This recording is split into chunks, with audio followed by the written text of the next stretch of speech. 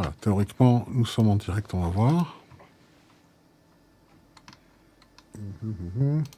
C'est le temps que ça arrive. Hein. Je prends toujours le temps de vérifier. Oui, parce qu'on ne sait jamais. Je comprends bien. Actuellement, en direct. Voilà, on fait ça. Hop, voilà. Et là, comme ça, on va voir les commentaires ici. Voilà, bonjour à toutes et à tous. Voilà, bonjour à toutes et à tous. Bon, on ne sait pas s'il y a des personnes en ligne. C'est pas qu'on s'en fout. Hein. On va voir au fur et à mesure. Il y en a déjà 3. Bonjour à vous tous. Je vous accueille avec une petite fleur. Mais c'est surtout, ce qui est important, c'est qu'aujourd'hui, je reçois la visite qui n'est pas surprise. Ça a été prévu. C'est un rendez-vous avec Amédée et Brenda. Bonjour. Bonjour Didier. Bonjour, Didier. Très heureux de vous voir en vrai parce qu'on s'est connus au téléphone, Oui. en virtuel. Oui. Et maintenant, on se voit en vrai. Regarde, on va se trouver, on va se toucher. On arrive à se toucher. Voilà, ça c'est réel, c'est pas du virtuel, c'est pas les pixels. Hein. Voilà, on est là, on peut parler de vive voix. C'est encore autre chose que de rencontrer les personnes. En virtuel, il y a déjà une belle énergie qui passe bien, hein. Mais quand on se rencontre en réel, c'est encore autre chose. C'est pour ça que tu as tenu à venir à notre rencontre. Oui, voilà. Quelles sont pour toi la rencontre pour toi en présentiel est importante ou finalement est anecdotique? Ça dépend pourquoi d'ailleurs. Oui. Lorsqu'il s'agit de consultation, c'est vrai que à distance, ça peut très bien se faire et on peut instaurer une relation même très forte, en tout cas sur le plan de l'âme, sur les plans subtils, il n'y a aucun problème. Maintenant, l'échange qu'on a ensemble est particulier puisque on organise différentes conférences et il arrive un moment où c'est vraiment important de se rencontrer en direct pour aller un petit peu plus loin dans les échanges que l'on peut avoir ensemble, et c'est ce qui est en train de se passer aujourd'hui. Donc c'est vrai que cette rencontre quand même en présentiel, elle est importante et on ne peut pas se limiter qu'à du virtuel. Qu'à du virtuel. Il y a des choses que l'on peut discuter différemment lorsqu'on est en présentiel qui sont difficilement exprimables via le virtuel. Oui, on peut aller plus loin dans les échanges, ça aussi c'est important. Et puis il y a un contact humain qui est essentiel, qui est quand même différent que si on est purement dans le virtuel, bien que le virtuel nous offre la possibilité déjà d'aller assez loin dans nos échanges, et compte tenu du contexte dans lequel on est actuellement, on a intérêt à développer beaucoup ce côté-là. Mais on va faire les deux. On va faire les deux. Alors, en ce qui te concerne, Brenda, tu es dans l'hypnose, Oui. l'hypnose régressive, c'est ça? Oui. Entre autres. Entre autres. Entre autres, hein, il n'y a Oui. pas que ça. Il y a plusieurs types d'hypnose. Oui. Il y a aussi celle de spectacle, mais c'est pas ce qu'elle fait. Hein, je vous le dis. Oui. C'est à but thérapeutique, toujours pareil. Là aussi, tu fais aussi toi à distance, Oui. par visio, par téléphone, mais en présentiel, tu reçois dans ton cabinet. Comment ça marche? Oui, je reçois essentiellement dans mon cabinet donc à La Réunion. Et lorsque je suis en métropole aussi, je fais des rendez-vous en métropole. Alors c'est vrai que la rencontre, elle est importante. Ça fait du bien déjà de se rencontrer. C'est déjà réconfortant quand on fait une démarche thérapeutique de rencontrer la personne physiquement. Mais ce que je me suis rendu compte aussi, bien avant même le confinement, c'est qu'on peut vraiment créer un lien par la voix. Et d'ailleurs, tout le travail de l'hypnose, il se fait énormément par la voix, mais par l'énergie. On peut vraiment ressentir les choses, que ce soit au téléphone, que ce soit avec une caméra. Bon, bien que dans une séance d'hypnose, assez rapidement, la personne, elle ferme les yeux, elle entre dans son monde intérieur, et donc c'est la voix, c'est ma voix qui guide. Donc ça ne pose aucun problème aussi de créer ce lien à distance, et on peut ressentir énormément de choses à distance aussi, et ça ne pose pas de problème la distance pour vivre une expérience d'hypnose ericksonienne ou régressive, cette hypnose qui permet donc d'aller retrouver les mémoires de ses vies passées. De sa vie passée. Alors là, c'est une question qui s'adresse aux deux. C'est vrai qu'on se dit souvent qu'en virtuel et en présentiel, à distance, j'aime pas virtuel parce qu'en fait, il n'y a pas de virtuel finalement, puisque finalement, quand on parle de l'autre côté, on parle d'endroit, on parle de lieu, l'espace, le temps n'existe plus. Donc quand on parle, si nos chers disparus sont à côté de nous, ils sont toujours à côté de nous, mais pas vraiment là-haut, il n'y a pas vraiment d'endroit. Donc, pour parler de consultation à distance ou en présentiel, qu'est-ce qui dure le plus longtemps? Est-ce que une consultation en présentiel a tendance à s'éterniser plus que lorsque c'est à distance, ou l'inverse? Je ne sais pas. Là, qui veut répondre? Je ne sais pas. Je peux répondre, ça ne change pas, je prends autant le temps, que ce soit à distance ou en présentiel, parce que c'est la même qualité de présence, la même profondeur des échanges, donc je prends le même temps en fait à distance qu'en présentiel. Alors, pourquoi on vient te voir, Brenda, précisément en hypnose? Quelles sont les hypnoses qui sont le plus demandées, on va dire presque à la carte, mais parce que ça fonctionne pas comme ça, il y a quand même un échange au préalable pour voir les réels besoins, parce qu'il y a ce que l'on peut croire qu'on en a besoin et ce que l'on a besoin réellement. Je sais pas si j'arrive à me faire comprendre. Hein. Oui, voilà. oui. Alors, est-ce que justement, il y a ces bases qui sont posées, cette rencontre préalable téléphonique à distance ou en présentiel qui se passe, est-ce que ça correspond à ce que les personnes s'attendent au début, ou finalement, ils s'adaptent? Je dirais les deux. Il y a un peu une intuition que les personnes ont, elles ressentent, et en même temps, ça s'adapte aussi. C'est-à-dire que lorsque les personnes viennent, de plus en plus fréquent, la demande, c'est de pouvoir résoudre un problème, des difficultés, par rapport à des situations qui se répètent, comme des schémas répétitifs qui font que la personne, elle revit les mêmes situations, elle rencontre les mêmes obstacles, les mêmes difficultés. Et donc, il y a un peu l'intuition qu'il faut dénouer ce mécanisme, il faut arriver à trouver d'où vient cette répétition qui est inconsciente. Donc, d'où cette intuition aussi que l'hypnose peut aider, parce que l'hypnose s'adresse à cette dimension de nous inconsciente, celle qu'on contrôle pas volontairement par le conscient. Et là, ça peut être... Donc, moi, je travaille beaucoup avec l'intuition, c'est-à-dire qu'en écoutant la personne, en écoutant ce qu'elle me dit et en ressentant de l'intérieur, soit je l'oriente vers alors, les personnes, souvent, auront l'impression que c'est en régressant dans les vies antérieures qu'elles vont trouver la réponse. Voilà. Mais c'est pas magique, c'est pas comme ça que ça marche. Pas toujours. Et des fois, la réponse, l'intuition dit, et même l'inconscient le dit, non, avant d'aller chercher plus loin dans les vies antérieures, ce qui nécessite une confiance, un lâcher-prise en profondeur. Et au début, il y a un petit peu des appréhensions aussi, parce qu'on va explorer justement l'inconnu. Et donc, ça peut commencer par une hypnose ericksonienne, thérapeutique, où là, on va pas chercher à remonter si loin dans le temps, mais on va aller plutôt explorer cette dimension inconsciente, émotionnelle, et arriver à toucher du doigt sur ce qui pose problème, ce qui crée ces blocages intérieurs. Et grâce à l'hypnose, grâce à la suggestion, grâce à cet échange, ça va permettre, et un travail aussi subtil, énergétique, ça va permettre de lever ces blocages et de commencer à ouvrir des portes, créer des libérations, enclencher un processus de guérison, de prise de conscience. Et après, on peut aller plus loin, on peut aller explorer plus en profondeur ou remonter plus loin dans le temps. Alors, je dirais que Brenda est une sorte de fabricant de chrysalides qui permettent en fait la chenille de se transformer en énorme et magnifique papillon, parce que c'est une transformation superbe. Honneur aux dames d'abord, on a commencé par Brenda. Alors, en ce qui concerne Amédée, c'est une énigme. Alors, c'est vrai que c'est un peu inclassable dans le sens où, alors, on en parlait tout à l'heure, juste avant de prendre ce direct, il est très très difficile. Aujourd'hui, on est dans un monde d'étiquette où une personne doit forcément, un thérapeute, avoir une spécificité, une fonction, une fonctionnalité. En ce qui te concerne, c'est un peu particulier parce que ton cheminement l'est aussi, de facto. Comment on pourrait te définir, bien que tu sois indéfinissable? C'est un peu compliqué. Aujourd'hui, le soin holistique est devenu un peu à la mode. Holistique veut dire beaucoup de choses. Et c'est pourtant le cas. Dans ton cas précis à toi, c'est vraiment ce que tu fais. Tu t'occupes de l'être dans son intégralité, dans de multiples dimensions. Autant pour Brenda, c'est très clair, c'est de l'hypnose. Il y a l'étiquette y est, et c'est peut-être rassurant, mais pour toi, c'est un petit peu plus complexe à amener. Alors, comment on pourrait démêler cette pelote-là de la vie? Je vais essayer d'amener un petit peu de lumière à tout ça. En fait, pour bien comprendre, il faut venir au départ, à la base. Ma démarche, c'est, on pourrait me qualifier, si on a besoin d'un qualificatif, d'éveilleur de conscience. En fait, ce qui m'importe, avant tout, c'est la dimension spirituelle, c'est l'âme.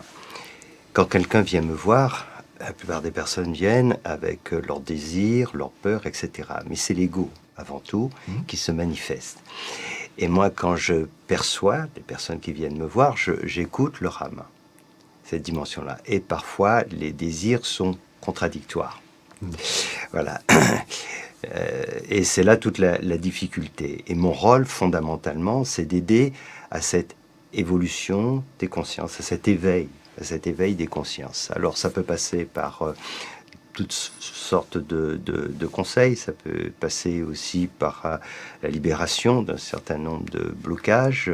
Donc j'utilise l'énergie parfois, donc la guérison à travers le magnétisme, la transmission d'énergie, mais ça peut être tout autre chose. Donc ça peut passer par le verbe uniquement, des fois. Le simple fait de pouvoir lever les choses, parce que l'hypnose, c'est ça aussi, révéler des choses.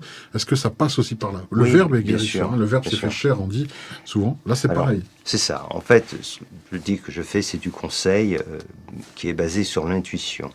Et donc, l'intuition me permet d'avoir accès, au fond, aux réponses que la personne cherche, et aussi à percevoir des objectifs importants de la vie de cette personne. Ce qui n'est pas toujours simple à démêler, surtout pour chacun d'entre nous.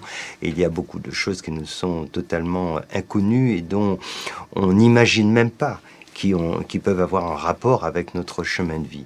Et c'est mon rôle, en fait, c'est de mettre en lumière cela et de donner des pistes extrêmement concrètes pour que la personne puisse arriver justement à cet objectif.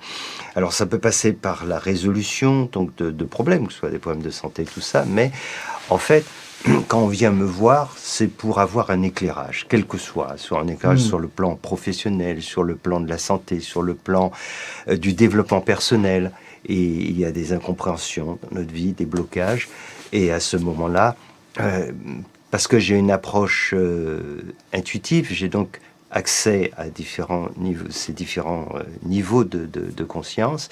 Je peux entrer en résonance avec le corps émotionnel, avec le corps psychique, le corps mental, mais aussi le corps spirituel. Et à partir de là, il m'est donc possible de répondre de façon claire à la question que la personne se pose. Et parfois, je réponds aux questions qu'on ne se pose pas vraiment dans la tête. Voilà, mais pour autant, c'est une question que l'âme, suggère. Enfin, c'est-à-dire, c'est souvent les bonnes réponses, ce sont des réponses aux questions qui ne sont pas explicites. Mais quoi qu'il en soit, quand j'ai ce type de relation avec la personne, il y a un ressenti de l'autre qui fait comprendre que tout cela a du sens. Voilà, donc ça peut être des choses très différentes. C'est très large, on voit que c'est vraiment un spectre très large. Par contre, ce qu'on retiendra aussi, c'est que de manière consciente, les personnes vont venir te consulter pour un but précis, et c'est pas forcément avec ces réponses-là qu'ils attendent qu'ils vont ressortir, mais avec une autre attente qui de l'homme est, elle, beaucoup plus priorisante par rapport à ce qu'il nous faut réellement. Donc il faut bien différencier ça quand même. Et souvent, en fait, c'est très souvent quand même qu'on ne fait pas le lien entre le problème que l'on a et la réponse qui peut être apportée. Et ça, c'est très fréquent. C'est-à-dire que c'est très fréquent, des gens qui ont... Bon, je peux donner par exemple un exemple comme ça qui vient à l'esprit. Je vais écrire dans le livre une personne qui avait un problème de thyroïde depuis des années et donc qui envisageait une opération. Et en fait, quand elle est venue me voir, elle pensait que le travail que j'allais faire était basé sur des soins énergétiques et tout. Et moi, je lui ai expliqué qu'il fallait qu'elle règle problème relationnel avec sa mère. Et que tant que ça n'était pas fait, tout le reste ne marcherait pas. Ce qui l'a beaucoup fâché d'ailleurs, il a beaucoup énervé parce que j'ai touché un point sensible et il m'a expliqué que je connaissais pas sa mère et que toute son histoire, etc. Donc j'avais vraiment touché du doigt le point hypersensible, mais je lui ai expliqué quand même que quoi qu'elle fasse et quoi que je pourrais faire sur le plan énergétique, rien n'y changerait. Ce que les médecins lui avaient dit, c'est-à-dire l'opération, me semblait inévitable si elle ne faisait pas cela. Et effectivement, 2-3 semaines après, quand je l'ai revue, elle m'avait dit, elle était partie fâchée en me disant qu'elle avait voir. Et finalement, quand je l'ai revue, et 3 semaines après, c'était plus la même personne déjà. Et elle avait vraiment compris et entamé ce changement. Elle était déjà guérie. Le processus était lancé. Et effectivement, quelque temps après, cette guérison s'est vraiment manifestée. Donc, tout ça pour dire que c'est pas quelque chose d'évident et c'est pas des étiquettes, c'est pas parce que ça s'est produit comme ça avec elle que tous les gens qui ont ce problème, ça n'a rien à voir. C'est comme ça, c'est chaque fois une situation unique un cas unique. Et quand on se connecte, comme moi je le fais, sur le plan de l'intuition, alors je le vois, je le dis et je tâche de donner les conseils pour que la personne puisse le mettre en application. En application dans son quotidien. Alors, c'est vrai qu'on va parler peut-être d'une partie qui est, on va dire, plus difficile à avaler, parce que la pilule est assez grosse, mais tous les thérapeutes vous le diront, quelle que soit leur spécialité, on est responsable de nos maladies, et on les a choisis aussi quelque part. Ils sont là pour nous révéler une information avant tout. Donc, rien ne sert d'être dans cette dualité. Est-ce que, et là aussi, c'est une question qui s'adresse à tous les deux, autant à toi, Brenda, qu'à Amédée. Est-ce qu'il est difficile, est-ce que c'est la première étape de dire, voilà, de prendre sa responsabilité?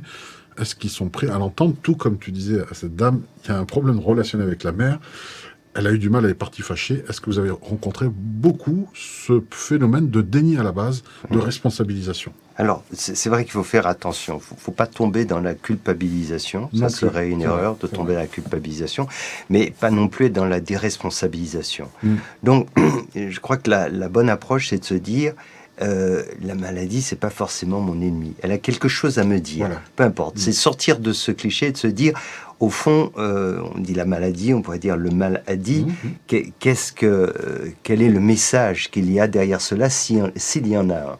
Voilà. Si on aborde les choses de cette façon, plus détendue, même si parfois c'est pas simple, alors, moi, mon expérience m'a montré que la maladie a toujours quelque chose à nous dire. Et bien souvent, ce sont des dysfonctionnements et cela nous amène à les rectifier. Mais ça peut être autre chose. Par exemple, pour donner un exemple, Brenda pourra en parler aussi la concernant. Il y a plus de 25 ans, j'avais un problème de rhume des foins, de rhinite allergique. Bon, en l'occurrence, quand j'ai essayé de me soigner pour cela, on m'a expliqué que ce n'était pas possible de guérir de cette maladie, que c'était chronique et que je l'aurais à vie, et qu'il fallait donc soit je prenais un peu de cortisone à cette époque, de façon saisonnière, ou alors un problème de désensibilisation sur 2-3 ans, mais rien n'était garanti. Et puis, il s'est produit un jour, quand j'étais allé voir un nouveau spécialiste qui m'a certifié que c'était pas possible de faire autrement, et j'ai entendu cette voix intérieure qui m'a dit si, je vais guérir.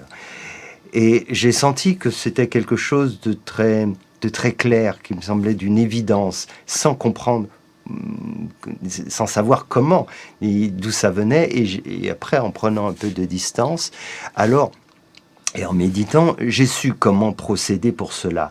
Et en fait, la raison de cette maladie, c'était en fait m'apprendre à guérir. C'est-à-dire, apprendre à se guérir, c'est apprendre à se connaître. Et cette maladie m'a permis d'aller plus loin dans l'exploration. Je suis allé beaucoup plus loin, exploration de mon corps émotionnel, le corps psychique. Et j'ai fait une chose que je n'avais jamais faite jusqu'alors, c'est créer cette communication avec les différentes strates de mon corps. Communiquer avec mon corps. Et pourtant, je pratiquais beaucoup d'activités. Donc là, tu es en train de nous dire, Amédée, en gros, que la maladie n'a été qu'un prétexte pour que tu établisses une communication avec ces différentes couches de notre être. Absolument. Qui sont, en fait, tous les différents corps émotionnels de l'âme, et puis ton corps physique aussi, parce qu'il faut être à l'écoute de ses besoins. En tout cas, ce qu'on en ressort, c'est qu'une maladie ne vient jamais par hasard. Il n'y a pas de hasard. Il ne vient pas comme ça. C'est le plus difficile à accepter, ça, je le vois dans les personnes qui disent « Attendez, j'ai quand même pas choisi un cancer, etc. » C'est difficile, c'est le violent à accepter. Pourtant, il y a une part de vérité là-dedans. Il faut en parler, il faut oser le dire aujourd'hui, libérer. Je pense que les personnes sont aujourd'hui, on en aurait parlé il y a 5 ans, je crois qu'on m'aurait pendu, littéralement. Aujourd'hui, les consciences s'ouvrent. Je pense que les personnes, à défaut de l'accepter directement, peuvent au départ se braquer et puis ensuite se questionner. Est-ce que, finalement, au niveau de l'hypnose, pour revenir à Brenda, j'ai l'impression que c'est un peu la baguette magique. C'est un peu comme si on allait guérir sans devoir retraverser les choses. Moi, j'ai eu l'expérience d'une personne qui m'a dit « J'aimerais me faire soigner par l'hypnose ». J'ai juste posé la question « Pourquoi ?» Elle m'a dit « Parce que j'ai pas envie de souffrir ». Je dis, ah, mais c'est pas comme ça que ça marche. Alors, est-ce qu'on peut éclairer cette partie-là? On a l'impression que on te dépose la prise en charge de notre mal-être à toi, et toi, tu as réveillé, vous ne s'ouvrez rien à toi. Et la personne se souvient. Ça marche pas comme ça. Pas exactement, non, pas du tout même. Voilà. En réalité, d'abord, lorsque l'on entre dans un état d'hypnose, c'est pas un état de passivité, c'est un état actif. Et les personnes qui viennent et qui ont les meilleurs résultats sont celles qui ont fait une démarche très consciente. Donc, pour revenir à la question que tu posais tout à l'heure, avec une démarche de responsabilité. C'est ça. Et ce qui est... l'hypnose nous aide, ce qui est intéressant avec l'hypnose, ça nous aide à entrer dans un état de conscience où on va être plus ouvert, plus relax.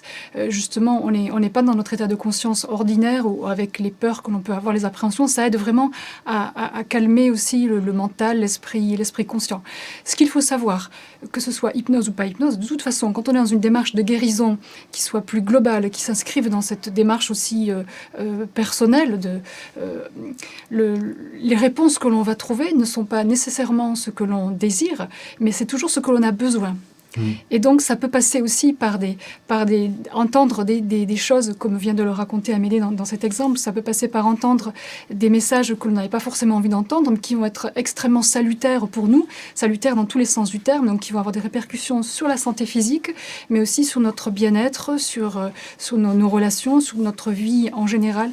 Et pour revenir à la pratique de l'hypnose, ce n'est pas une démarche. D'ailleurs, il m'arrive fréquemment de refuser, par exemple, des gens qui veulent arrêter de fumer en ne changeant rien à leur mode de vie, en étant juste en mode passif, en pensant que l'hypnose va simplement leur décrocher l'envie, sans eux n'avoir même le début de la volonté de le faire. Donc ça c'est pas comme ça que ça marche.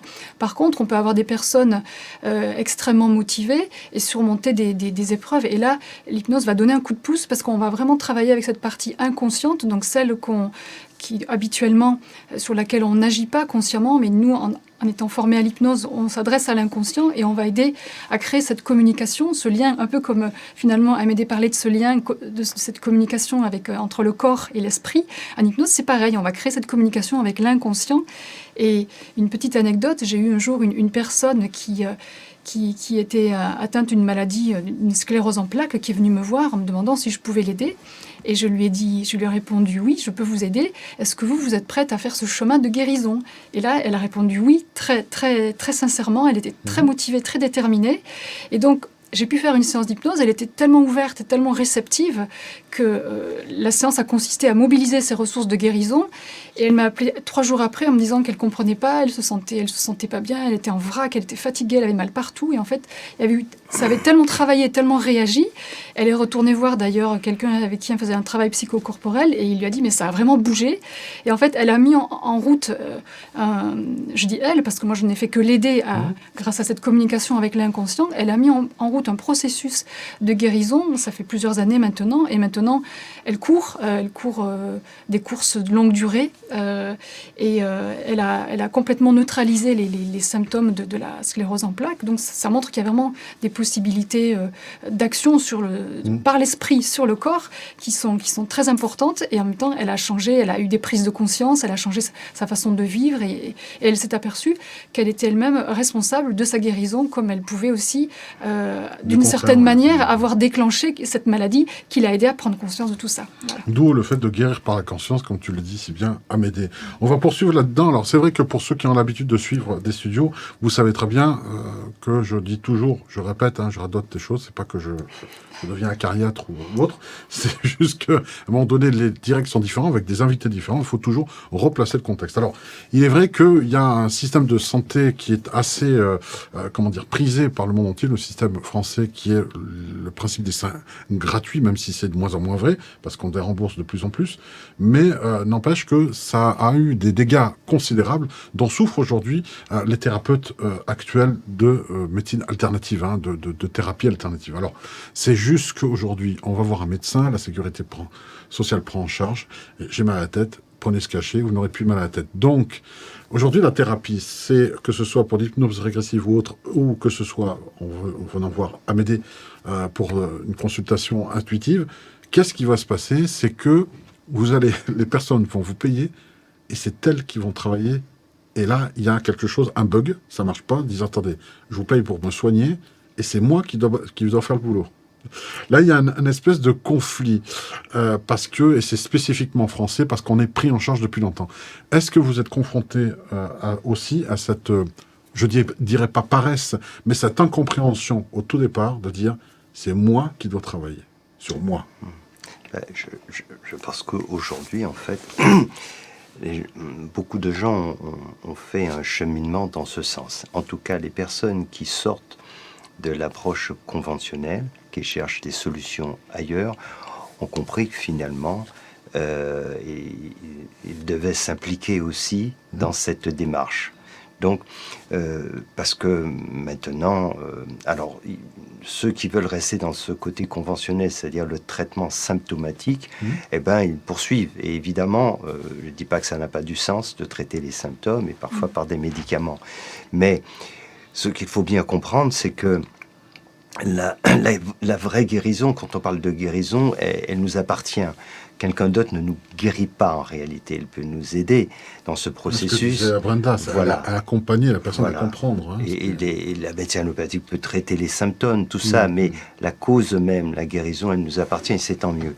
Alors, une fois qu'on a compris ça, quand des gens viennent, ils réalisent qu'on peut à la fois les aider, les accompagner, mais il faut comprendre quelle est la cause de tout cela et travailler sur la cause si on veut une vraie guérison, quelque chose qui soit une démarche pérenne. Et de plus en plus de gens comprennent cela. Maintenant, c'est vrai qu'il y a tout ce côté assistanat, on est dans un système, d'ailleurs quand on parle de malade, on parle de patient, voilà.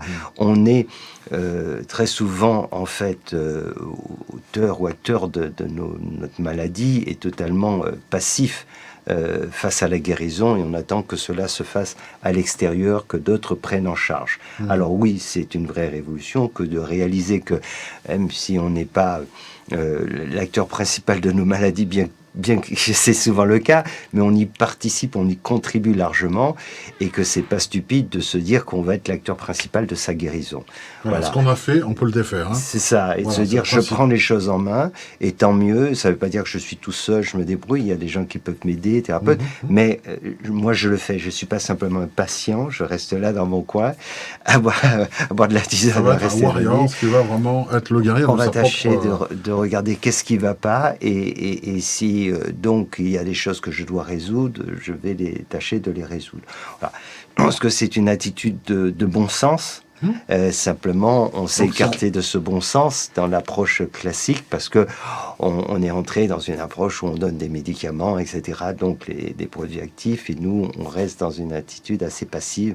Mais je crois que de plus en plus de gens, surtout ceux qui font une démarche comme là, d'aller voir des thérapeutes qui agissent dans un contexte différent, c'est parce qu'ils n'ont pas trouvé de solution de façon, je dirais, conventionnelle. Et comme ils n'en trouvent pas, à un moment donné, on va voir un peu autrement, et puis ça nous amène forcément à considérer, et nous, face à la maladie, qu'est-ce qu'on fait? Voilà, c'est bien. Qu'est-ce qu'on décide maintenant face à notre propre guérison? Est-ce qu'on reste passif et attendre que les choses se passent à l'extérieur, ou alors on va s'y impliquer? Ou alors on investit dans son bien-être physique, mental, émotionnel, et même si ça nous coûte, qu'est-ce que ça nous enrichit?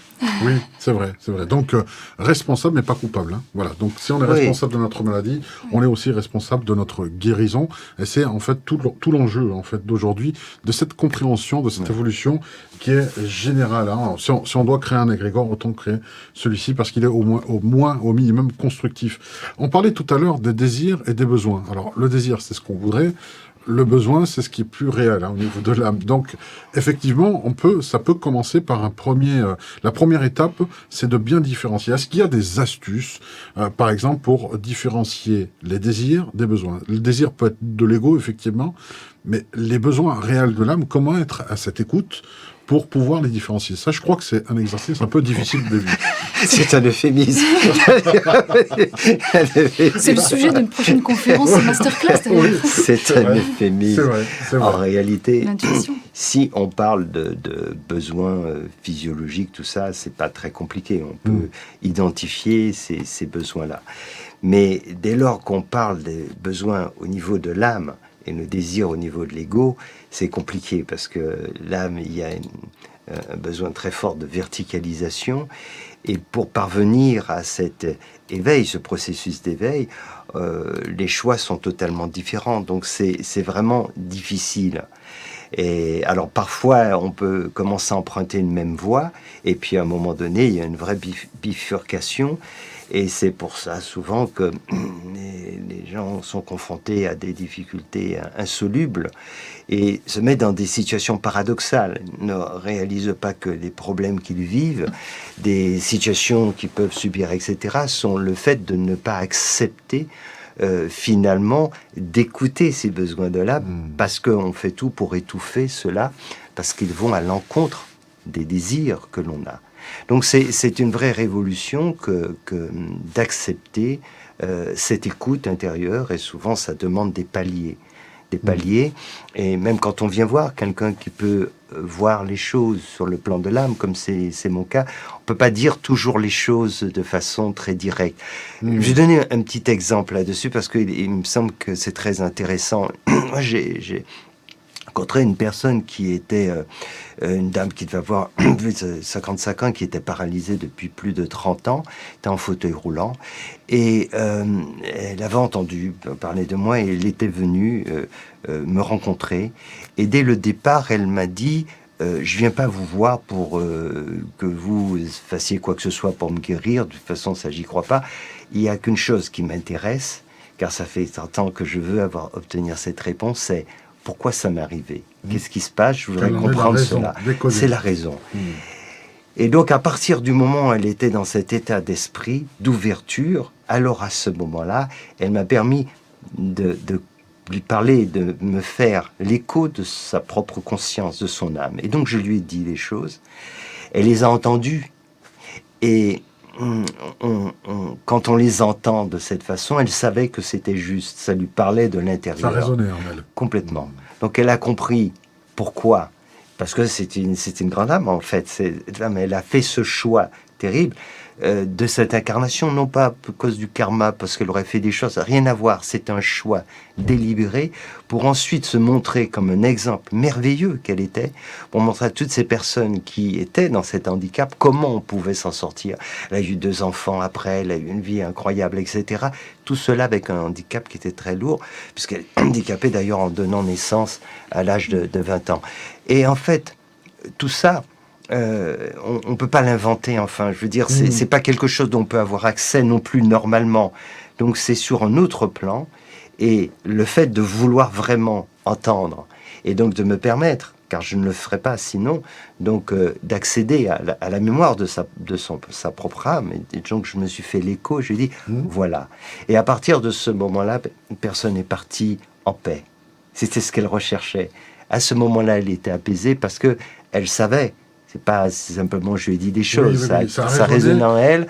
Elle était en accord avec ce que tu lui avais elle a compris, ça résonnait en elle, et il y a quelque chose qui est remonté, et elle a su que c'était vrai, ça devenait sa vérité, et donc elle était apaisée, elle a pu continuer. Tout ça pour dire que, voilà, dans ces histoires qui nous arrivent, parfois ce sont des dysfonctionnements parce qu'on le vit d'une façon décousue, n'importe quoi.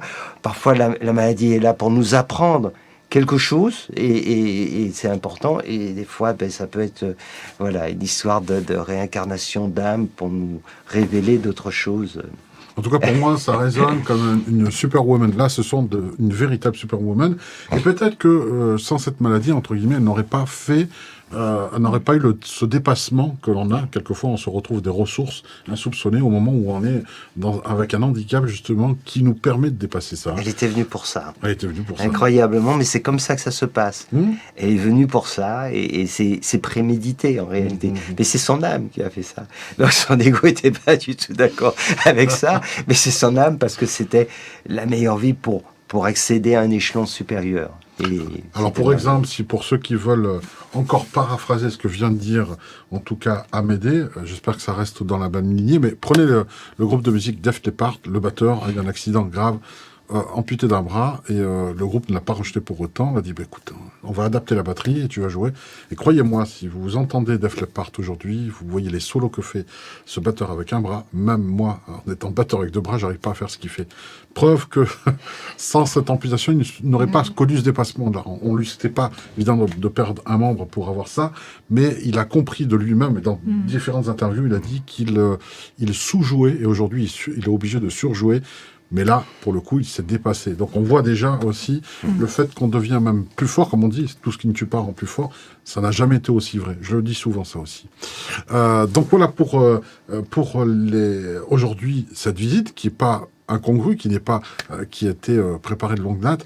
Donc je vous remercie déjà d'être venu au T-Studio et découvre en fait l'antre dans lequel je suis, donc ils voient un peu comment se passe, et c'est toujours exaltant de voir aussi, de faire entrer les personnes, les intervenants dans mon univers à moi, qui est purement technique, mais qui est aussi une technique à votre service, hein, pour que vous puissiez vous aussi vous élever et puis aussi chercher à avoir votre propre cheminement. Je ne peux pas y couper forcément, vous vous en doutez, à vous parler des prochains masterclass que nous proposons avec des studios et Intuiscience. Évidemment, le prochain masterclass, c'est la réincarnation, le voyage de l'âme avec Brenda et Amédée. Hein. Là, pour le coup, ça va être 2 personnes pour justement parler de ce voyage de l'âme, de cette réincarnation. Et puis, un autre masterclass que l'on voit aussi sur l'intuition. Alors, le masterclass sur la réincarnation, ça sera le 5 octobre. Et l'autre masterclass avec Amédée sera le 14. Le 5 et le 14, mettez ça dans vos agendas. Rendez-vous sur desstudios.fr pour de plus amples renseignements à ce sujet. Et puis, n'hésitez pas à contacter Intuition au 06 14 60 81 97 pour voir de plus amples informations. On va continuer cette entrevue surprise, qui est une très très belle surprise, et j'adore aussi, c'est improvisé, ce qui prouve bien que les questions ne sont pas du tout préparées. Hein. Ils peuvent le prouver. Ça s'est fait de manière aussi naturelle que cela. J'ai le plaisir de vous montrer physiquement le livre dont on a parlé justement pour le voyage Rencontre mystique que l'on voit ici à l'écran, livre de Brenda. Merci déjà pour le livre. Avec plaisir. Et voilà, c'est comment est-ce qu'on peut appeler ce livre une espèce de biopic, même que ce soit pas toute ta vie, mais une partie importante de ce qui t'a été révélé, en tout cas de ta véritable et profonde nature. Est-ce qu'avant de connaître, d'avoir cette rencontre et ce tableau qui est imagé, il n'est pas par hasard par là, est-ce que finalement tu as l'impression d'avoir vécu dans la brume avant de trouver la lumière? Oui, complètement, en tout cas d'avoir vécu dans l'ignorance justement de cette nature spirituelle, de l'âme, et qui s'est révélée à moi avec la découverte de cette preuve de ma réincarnation, comme je le raconte au début du livre et comme j'en ai parlé lors de la conférence sur la réincarnation. Effectivement, je dirais que mon chemin spirituel et ma vie, en fait, une seconde vie a commencé à partir de cette rencontre avec Amédée que je raconte donc dans le livre, avec cette guérison tout d'abord, et ensuite cette révélation sur une vie passée et cette synchronicité tout à fait incroyable, et cette découverte donc de cette preuve pour moi de ma réincarnation et de la résonance que cela a eu au plus profond de moi, et ensuite donc l'ouverture, ce chemin initiatique qui commence et que je raconte donc dans le livre. Donc en fait, effectivement, c'est cette histoire que je raconte, c'est 10 ans de parcours initiatique auprès d'Amédée, en recueillant ses enseignements, en étant témoin de synchronicité, d'événements extraordinaires, et en même temps en vivant ce cheminement de transformation. Donc ça se lit comme un roman, en fait, c'est un roman initiatique, et il y a quelque chose d'universel dans ce que je vis, à savoir lorsqu'on se met en chemin, lorsqu'on commence notre quête spirituelle, eh bien la vie nous répond.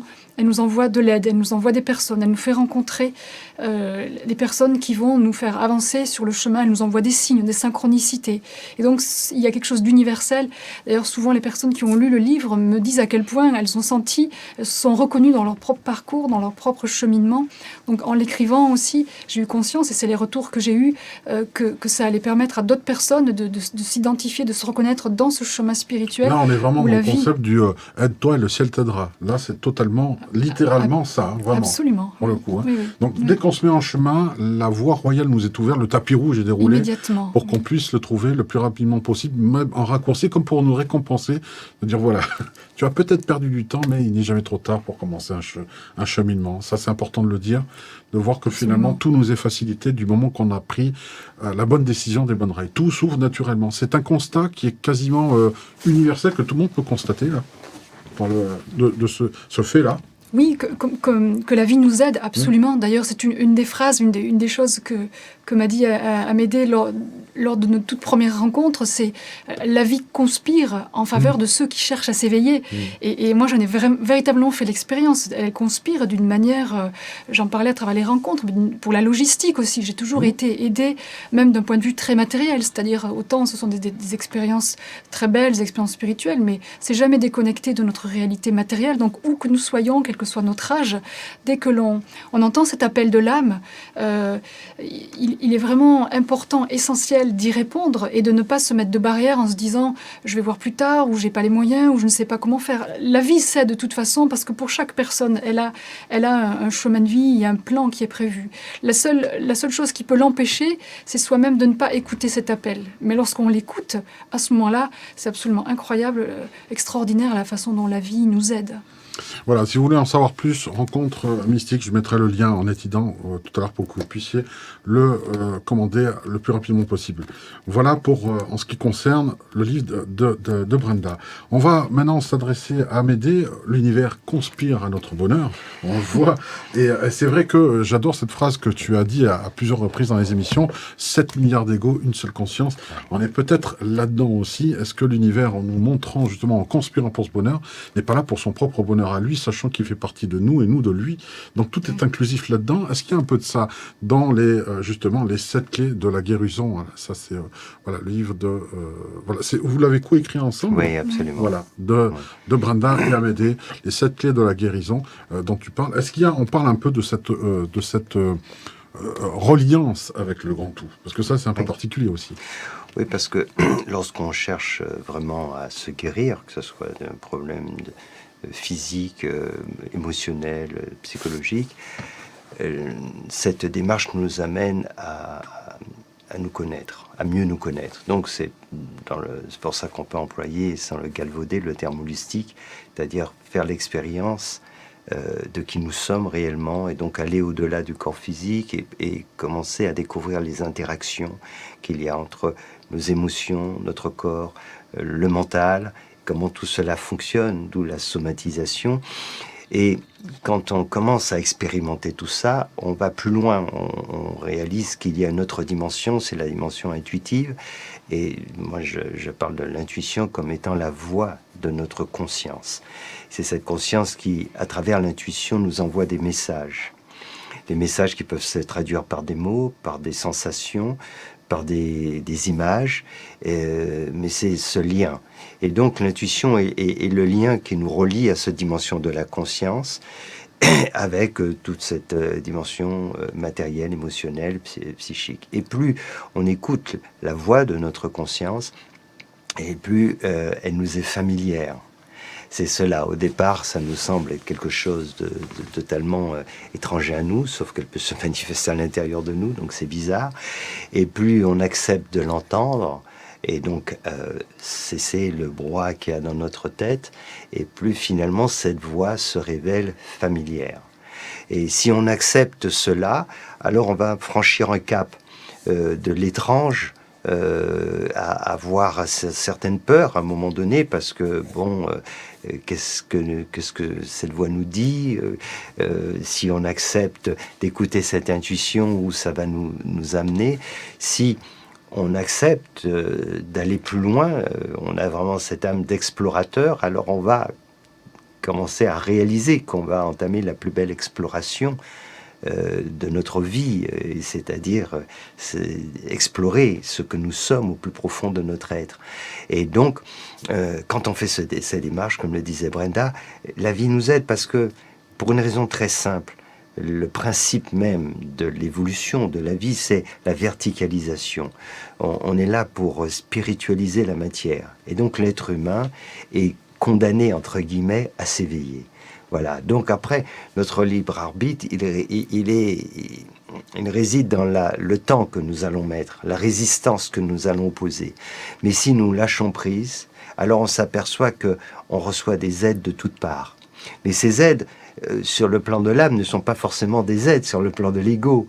Et c'est-à-dire que on peut ce travail, voilà, ce travail auquel on était très attaché, il peut s'arrêter brutalement, on peut le vivre comme une injustice, mais c'est juste notre âme qui nous aide, parce que sinon on va y consacrer notre vie et on va la perdre, notre vie, alors qu'on a besoin de prendre une autre direction. Et parfois, quand on n'a pas bien compris, alors il peut arriver une maladie subite qui est là pour nous arrêter de tourner en rond, pour justement prendre conscience, etc.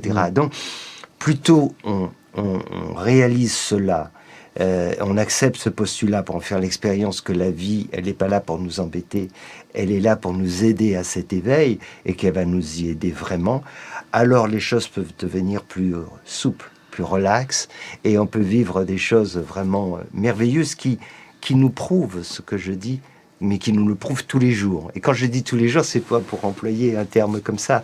Je dis bien tous les jours et plusieurs fois par jour. C'était l'expérience qu'a Brenda notamment de son livre. C'est ce que je dis, c'est ce que je lui dis. Elle a fait l'expérience, et c'est comme cela. La vie nous aide vraiment, c'est magique, sur tous les plans. Et il n'y a pas de limites. Les limites sont celles qu'on se met dans la tête, mais potentiellement il n'y en a pas, à condition que cela serve notre cheminement. C'est pas juste pour se faire voir, pour faire des choses extraordinaires. Mais s'il faut un miracle vraiment incroyable pour parvenir, alors il se fera. Il n'y a aucune espèce de problème, de difficulté à cela. Back to the basic, il semblerait que nos ancêtres très lointains avaient plus de facilité à se connecter. On s'est perdu finalement en étant connecté à autre chose, à Internet, au lieu d'être connecté à notre propre reliance à nous. C'est assez curieux. Est-ce que finalement ces œillères-là ne sont pas la sociabilisation numérique qui en est responsable, le fait de s'enfermer comme ça avec des échanges par un ego tout-puissant qui s'enferme derrière un écran? Il y a cela aussi.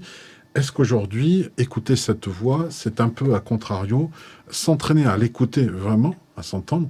Comment faisaient-ils les anciens? Pourquoi on a mis ces œillères volontairement? Qu'est-ce qui est responsable de ça?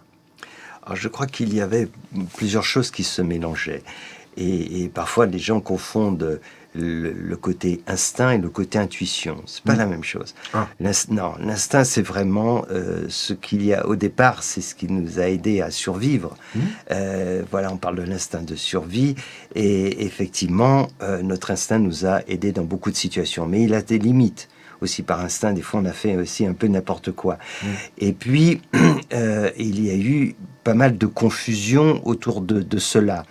Donc, l'aspect rationnel a mis de l'ordre. C'est important. Ça a mis de l'ordre pour pas faire n'importe quoi, pour sortir aussi de l'obscurantisme, parce que beaucoup de gens, soi-disant, c'était intuitif, mais on disait un peu n'importe quoi, et on accusait les gens de tout et de n'importe quoi, ou d'autres pensaient détenir une vérité, ils étaient complètement à côté, c'était le mental.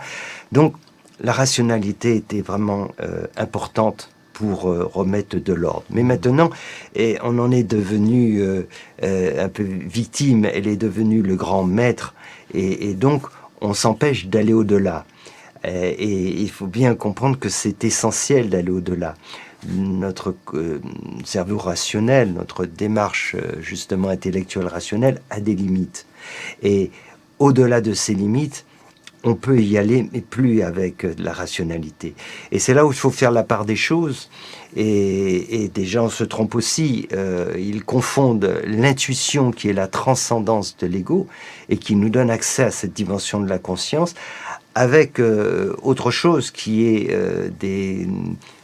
du domaine en fait du mental, et qui sont des fantasmes, qui sont des projections, des préjugés, etc. Mais ce n'est pas du tout l'intuition.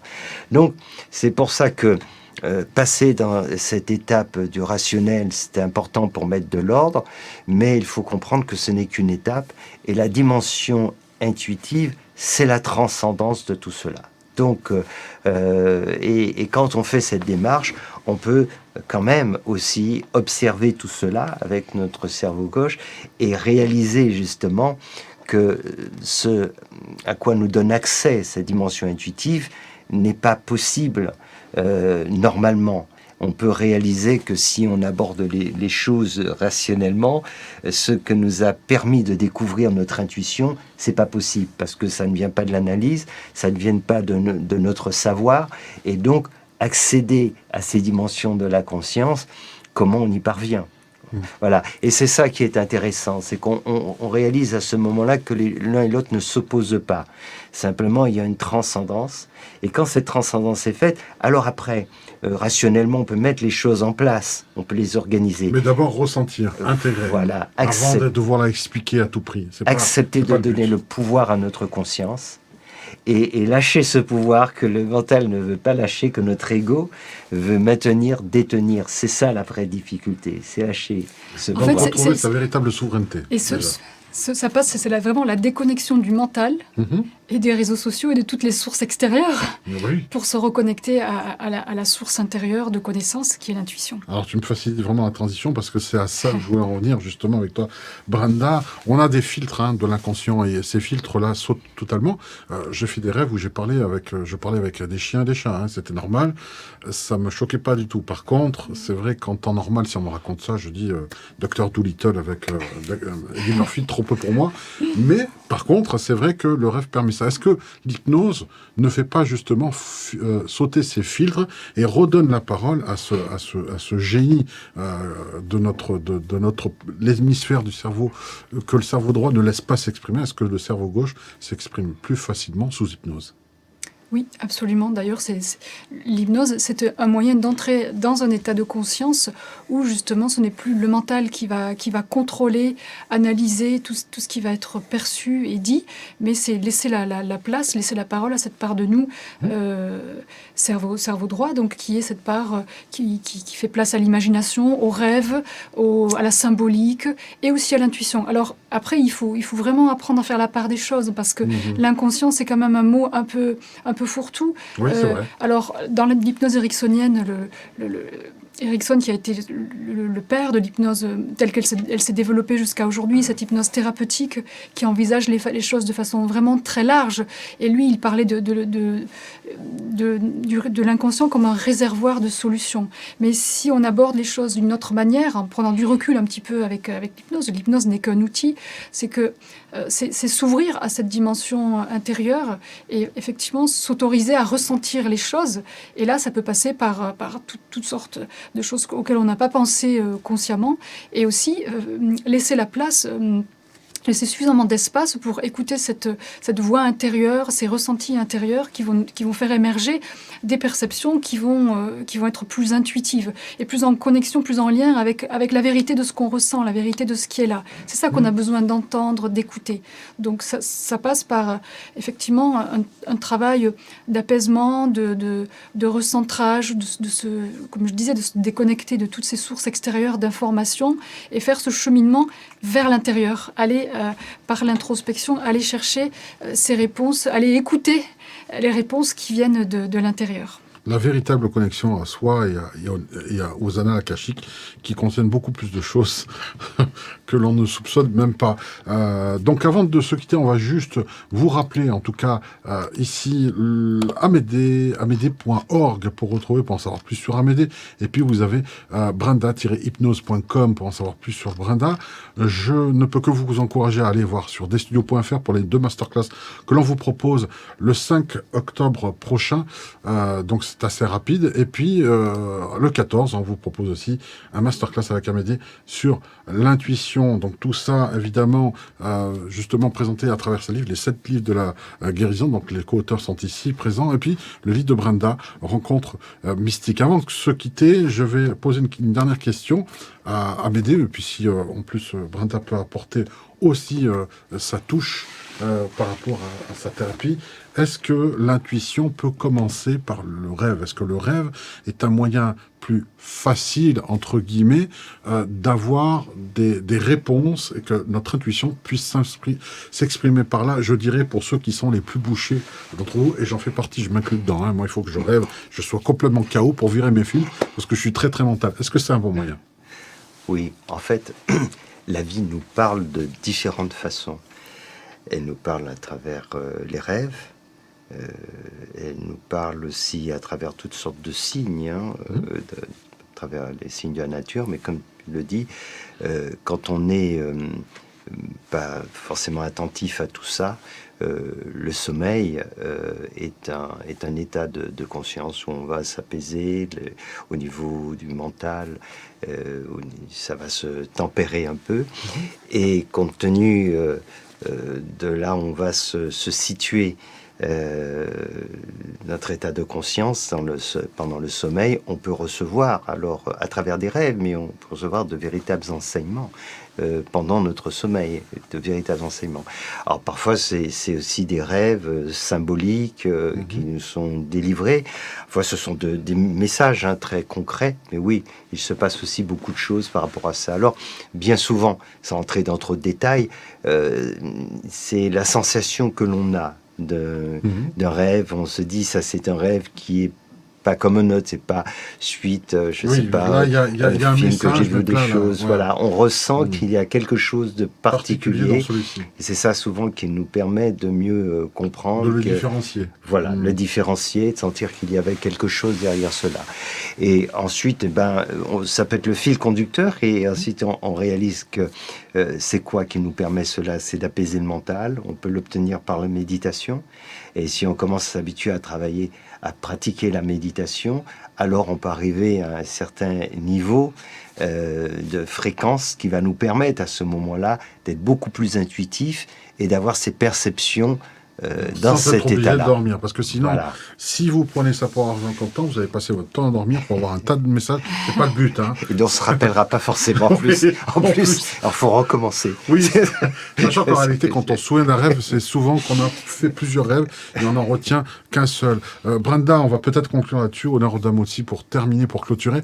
Est-ce que l'hypnose peut favoriser ce genre de message? Est-ce qu'on peut programmer, entre guillemets, quelqu'un qui a des difficultés et qui veut à tout prix recevoir un message, une reconnexion à ça, Oui. en favorisant de ce passage-là par la communication des rêves, cette Absolument. passerelle onirique. On va dire. Absolument, et on peut le faire soi-même par l'auto-hypnose. Simplement, l'intention avant de s'endormir, de recevoir des réponses, une intention bien focalisée sur ce désir d'être éclairé, de recevoir des messages, peut aider, puisque l'inconscient, il entend tout, il reçoit tous les messages 5 sur 5.